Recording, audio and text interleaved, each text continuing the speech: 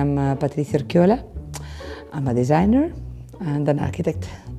I'm a kind of curious person. I try that each process begins a little bit with a white page. We move in the studio for really different projects, and that I think makes us keep really experimental. I began my relation with Hayworth, first speaking with Franco Bianchi and immediately with the family. And I visit the company.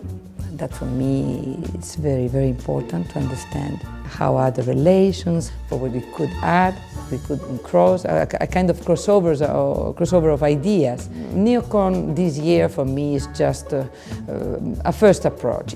Part of the work we did in America, but partially we did it here. The process was a lot of questions and conversations around the evolution of the space where we work and where we live in some way, because the 9 to 5 doesn't exist, we know, anymore. People are giving themselves in a much more interactive relation. Then I think we have to give instruments to live in different ways at those different times. And we were doing those kind of little poof that they have a back. And then sometimes they became poof, sometimes they became armchair, and they are a little bit movable. You need some products which are giving you a more sensual hand and a more comfort zone. This concept of comfort in relation with other products is the practicity of them, or they are very essential.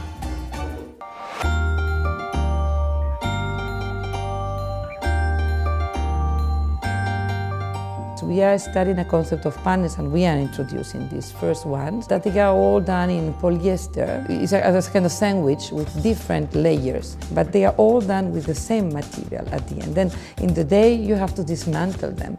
You have only one material. Obviously we have to control more and more the process of what we're doing.